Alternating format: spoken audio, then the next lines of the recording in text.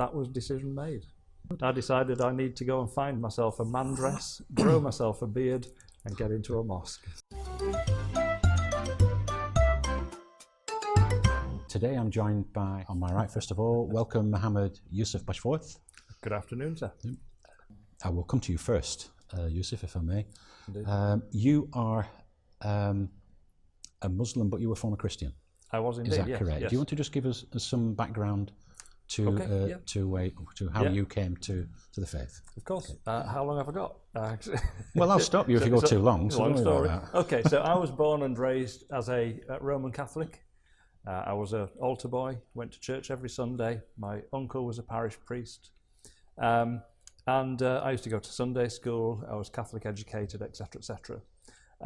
And it was all good. You know, as a child, I grew up feeling very special because not only did I have the love of two loving parents and some siblings, but I also had the love of God. You know, and it made me feel very warm and special as a child growing up. Now, when I got to about the age of 18, I started asking some rather more deep and pressing questions. And rather than given answers that I could digest and deal with, I just got the patronising pat on the head. Just have faith, son, which just wasn't quite enough for me. So I kind of slowly but surely turned my back on the institution of the church and walked and did other things. That was at the age of about 18. So I never fell out with my faith in God, but I fell out with my faith in the institution of the church and the practice of the Catholic Church. So I was all faithed up, nowhere to go, and I was like that for nearly 10 years. 10 years later, I found myself with a job in an office in Bradford. Now, for any viewers that have been to Bradford, that know Bradford, you'll appreciate that there are rather a lot of Muslims in Bradford. And indeed, in the office that I found myself working in, there were some Muslims. And I used to ask them similar questions to the ones that I was asking 10 years previously. And to my amazement and astonishment, and some delight as it happens, I got answers. And I got answers in a way that I could understand, in a way that I just got it, you know. And I asked ever more testing questions day by day. And when it came to a stage where somebody couldn't give me the answer, they never made anything up. And I just found this wonderful to see. They never made anything up.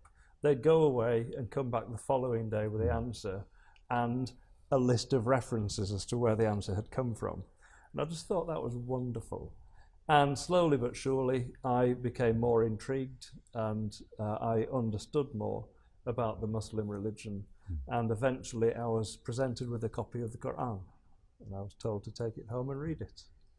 So I took it home and I left it on a shelf for almost 6 months before I picked it off again. And almost every day when I went back to the office, it was a case of, well, have you started reading yet? Oh, no, not quite.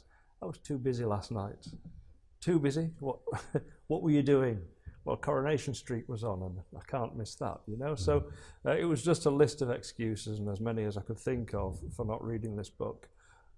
One day, it was a Sunday, it was raining outside, it's before the age of mobile phones, and I didn't know I remember that as well, so these two guys probably don't. But. I know, these two guys, no chance.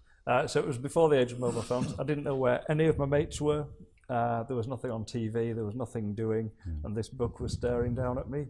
So I remembered from the time I was given the book, I was told to keep it on a shelf at home. Don't put it on the floor. Keep it covered, keep it wrapped. Don't put anything on top of it.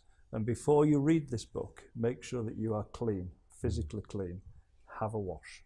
Do you know, I learned that from a Muslim about my Bible. Yes, it's exactly the same. And I have to thank the Muslim who told me. Exactly the same. For that. Yeah. I hadn't connected.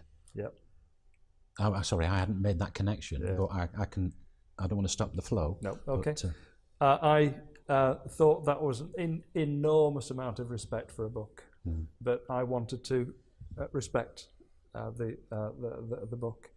I eventually took it down off the shelf, blew the dust off it, unravelled it, having had a wash.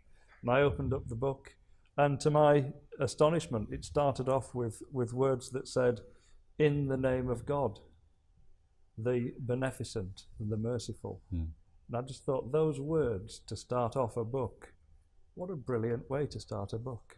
Well, the Bible starts off well, in the beginning God. In the name of God. In the beginning God. The beneficent and merciful. And then it goes into the first chapter of the Quran, and it's 7 lines long. It says, "In the name of God, the beneficent, the merciful." Yeah. So it says, "Alhamdulillahi Rabbil Alameen" in Arabic, which simply means praise be to Allah, Lord of the whole of creation. The beneficent, the compassionate, the merciful, the owner of the day of judgment. It is you alone that we worship. It is you alone that we turn to for help, to lead us down the straight path, the path of all those who have earned your favor, not those who have earned your displeasure or anger, or those who have gone astray. Now, when you liken that and compare that with the likes of the Lord's Prayer, it's saying some very, very similar things. And conceptually, it's very, very similar. So, from reading the first page, I wasn't put off, not by any stretch of the imagination. In fact, I was more intrigued. You're drawn in to read further, and I did that. And it took almost 6 months to get through the whole book. And there were some difficult concepts in there. There were some difficult things that it was hard to get my head around. But I had the support of people in the office who could help me. And at the end of that book, that was decision made. Good. I decided I need to go and find myself a man dress, grow myself a beard, and get into a mosque. You were on a journey. You started your journey. Absolutely. So we really hope you enjoyed that. For the 21 video series, everything you ever wanted to know about Islam and the Muslim culture, but couldn't be bothered to ask, click the link in the top right of the screen. Also, please subscribe by clicking the red button below if you haven't already done so. We want to reach as many people as we possibly can. Thank you once again for your support, and we'll see you in the next video. Assalamu alaikum Wa rahmatullahi wa barakatuh. Bismillah.